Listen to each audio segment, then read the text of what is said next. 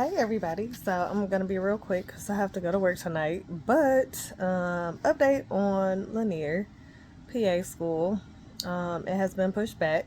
They deferred my start date due to them not being granted the accreditation that they were hoping to have in June.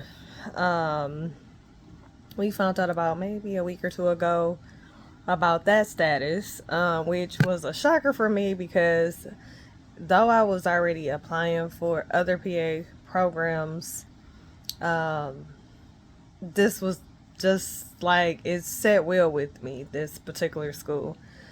Um, so that's that. Um, as far as my master, I have not been able to get a job under my health informatics because they want certain amount of time experience. So anywhere from 3 to 7 years of experience. They want you to be certified. So that's a whole nother dilemma. But I have the master's degree, but I can't get a job. Wow. My classmate did, land a job not too long ago, so that was awesome for to hear that. My other classmate that I was taking classes with, he actually graduates, I want to say this year in October possibly. And he was saying that he can't find him a preceptor. He did reach out to the one I work with, but she's on vacation the same week that he starts classes. So not really sure about that. But hopefully he find a site. Um, Life in general, um, I don't know. Like I talk about a lot of stuff, y'all. We talk about relationships, school, work, these folks, these jobs. We talk about a little bit of everything. And so, I was talking to my daddy and my mama really, more recently because it's not, I don't know, it's not, maybe it's me and how I think. I'm a planner. Okay, so I like to plan stuff, know what I'm doing. So if something becomes a dilemma, I can kind of work around it or, kind of rearrange something to like substitute it. And I understand it. I get it. Other people, they don't do that. That's fine. That's cool. Um, so I actually was supposed to go to Atlanta for the Usher concert. And so the concert was on the 17th, that Saturday. And I was going to take, off that Friday to, be able to travel and get there, do the concert, come back, whatever, whatever. Well, the person that was supposed to be doing the planning, they had some kind of excuse about why they just ain't did it or ain't looked at it no more. And so then I was like, okay, well, they got some tickets a little bit cheaper here in Detroit come September. I mean, look, I paid about $300 for Beyonce tickets, so 200 ain't, to me, is not a lot of extra money. Not too bad. Considering the taxes and this and that they charge on there, you're probably looking at about 260 or something like that. 230 at minimum. So, we got the tickets today. But my thing is, I just I be thinking like, man, God, how did you make women to like end up being caregivers, doing all this stuff, learning all this stuff, doing all this stuff, taking care of stuff, and then don't nobody take care of you when it boils down to the end of the day. Like you don't get rubbed down, you don't get your feet rubbed. Instead, you get the same old, how your day going, or after that, ain't nothing slanging behind that conversation or that question. It's just crickets on the on the phone. They just get quiet. Then when you try to talk about stuff, and I was like, one or the other is gonna get offended, or they taking it the wrong way, or now they taking it serious, or they this, that, and the other. So The other thing that irks me is when somebody be like, something wrong with you, or you acting crazy, or you this and that. But then if you turn the tables and you do that to them, now it's a problem. It's they don't like it. But long as they do it to you, it's supposed to be cool. It's not cool. Don't call nobody crazy. Don't try to say they acting like that. If anything, just be like, hey, you kind of out of character today, or hey, like, what's going on? Like, what's on your mind? You know, like, try to do better key points versus doing that negative questioning. And now you are going to make the person offensive. I don't think that I'm crazy. I think that I am a unique person and I'm different in many ways, just like any other person that's unique and have different attributes about themselves. I'm not going to be the same as the next person, and the next person is not going to be like me. I know that I am an A-type person. I know that for a fact because I tend to worry about little things. However, I've gotten it controllable enough where I don't, you know, think about the small things, but some of the bigger issues, yes, it's constantly a racing thought process. But I do find ways to cope and go to sleep, to get my rest. I work multiple jobs, so I don't have time to, really stress about the little big things that seem to be big to me. It might not be big to anybody else, but it's big to me. So, in order to not think about those big things, I have to stay busy. And so, me staying busy is I'm working, I'm helping my mom, my dad, helping out with my stepdad, doing things to keep me busy and keep my mind so it doesn't get, too out of hand. As far as in my attitude, I think this is just how I am, and I'm passionate about what I talk about and how I speak. So when somebody gets upset or mad or choose not to talk to me or associate themselves with me anymore, it does not hurt my feelings because whatever it was that I said to you, apparently it was something that you needed to do for yourself. And for you to realize that, maybe you did have to, take some steps back and reevaluate who you were as a person and reevaluate the people that you deal with or tolerate.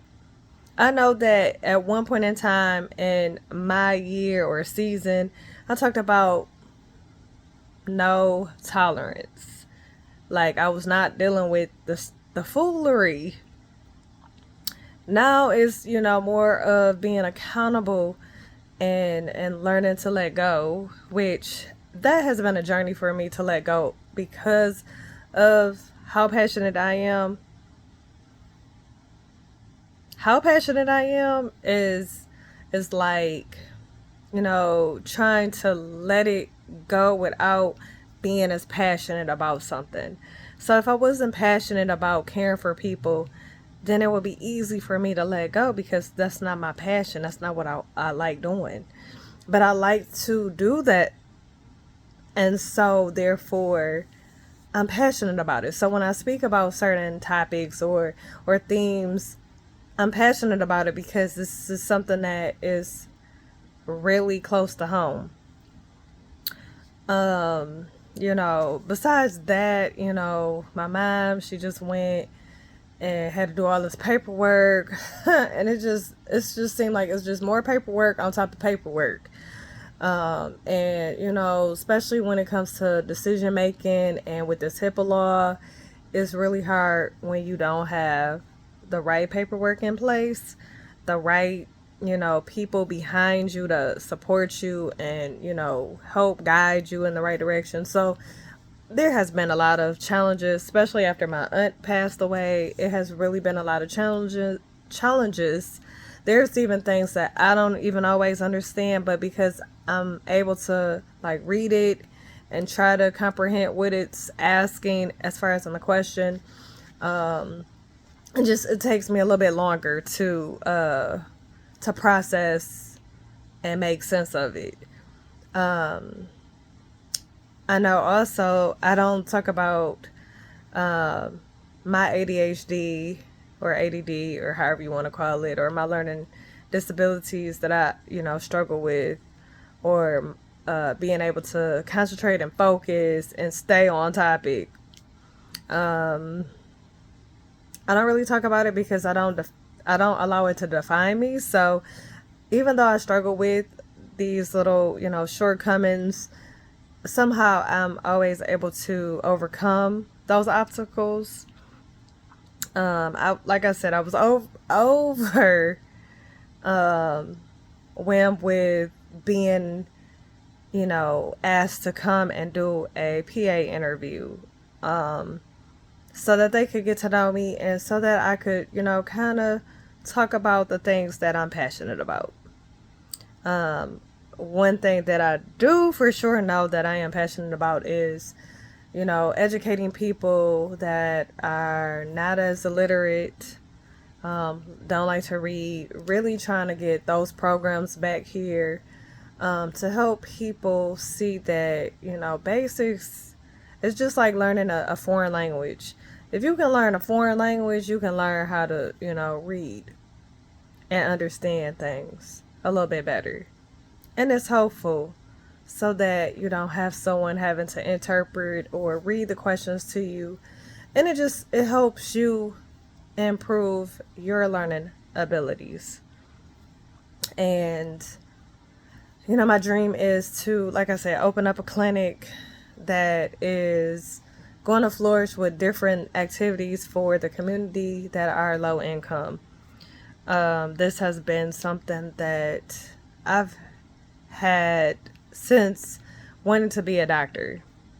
And of course, as I got older and my age was kind of going up, I felt like the doctor thing wasn't for me anymore. And on top of that, I realized that I like to change. So if it's something I don't like, a topic or something like that, I'll do it for a little bit. If I don't like it, I want to change and do something else.